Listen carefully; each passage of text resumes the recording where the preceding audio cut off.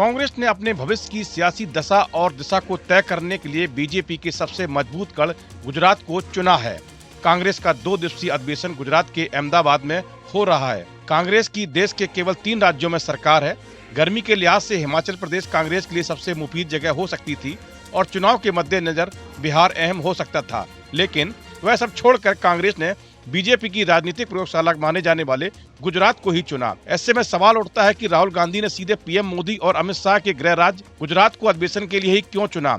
लगभग 6 दशक के बाद ये पहला मौका है जब कांग्रेस पार्टी गुजरात में राष्ट्रीय अधिवेशन का आयोजन कर रही है। इससे पहले 1961 में अखिल भारतीय कांग्रेस कमेटी का राष्ट्रीय अधिवेशन हुआ था। कांग्रेस का यह अधिवेशन गुजरात विधानसभा चुनाव को देखते हुए काफी अहम माना जा रहा है।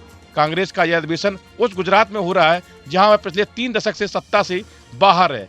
कांग्रेस अपने इस अधिवेशन में आगे की लड़ाई और संगठन को मजबूत करने की रणनीति पर चर्चा करेगी।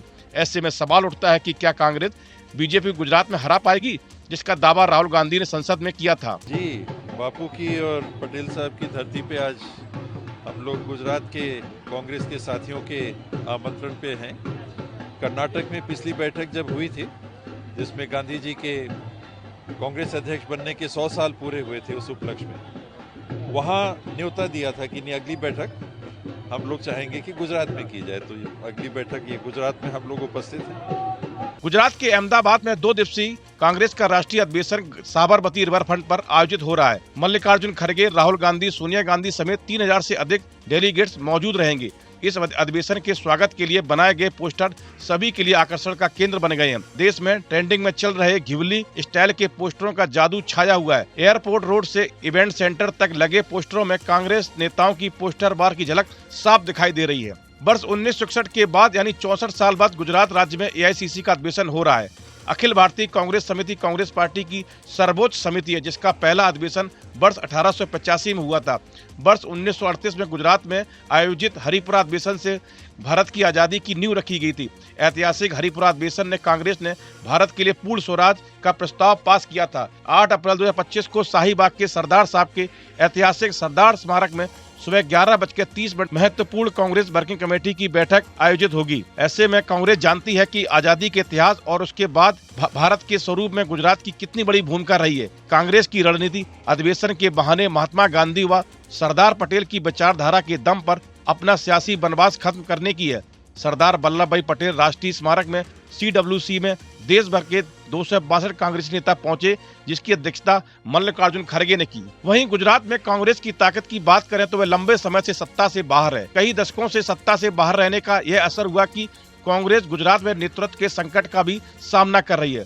उसका वहां कोई ऐसा बड़ा नेता नहीं है जिसकी पूरे प्रदेश में पहचान हो और जिसके पीछे कार्यकर्ता खड़े हों। नेतृत्व के संकट का समाधान करने के लिए कांग्रेस ने कई कदम उठाए। जिग्नेश मेवानी और हार्दिक पटेल जैसे नेताओं को पार्टी में शामिल किया, लेकिन इसका कोई फायदा कांग्रेस को होता हुआ नहीं दिखा।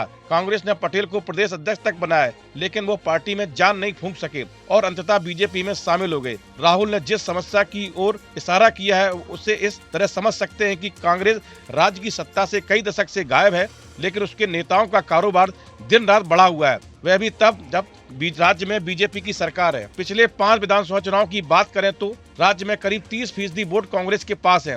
अगर पिछले चुनाव की बात करें तो कांग्रेस का सबसे बेहतर प्रदर्शन 2017 में रहा, जब कांग्रेस को 41.44% वोट और 182 सदस्यों वाली विधानसभा में 77 सीटें मिली थी। कांग्रेस और बीजेपी की सीटों और वोट शेयर में क्रमशः 22 सीटों और करीब 8 सीटों का अंतर था। इस समय राज्य में मुकाबला केवल 2 ही दलों कांग्रेस और बीजेपी के ही बीच था। इस परिणाम ने कांग्रेस के हौसले को उड़ान दी थी कि बीजेपी को हराया जा सकता है। साल 2022 के चुनाव में गुजरात का मुकाबला त्रिकोणीय हो गया। आम आदमी पार्टी ने इस चुनाव में जोरदार उपस्थिति दर्ज कराई।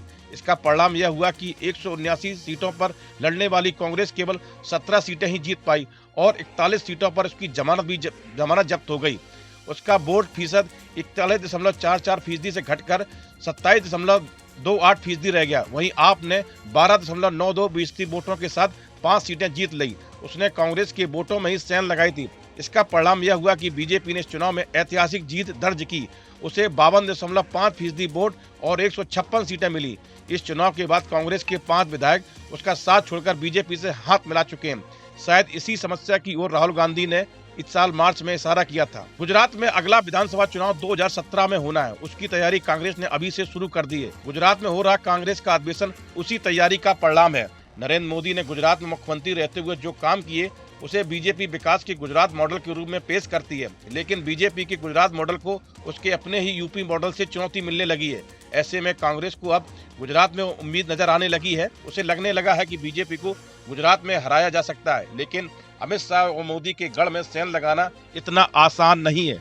इस वीडियो में फिलहाल इतना ही। आप बने रहिए न्यूज नेशन के डिजिटल प्लेटफॉर्म के साथ। न्यूज नेशन अब व्हाट्सएप पर खबरों के ताजा अपडेट के लिए न्यूज नेशन के इस QR कोड को स्कैन करें।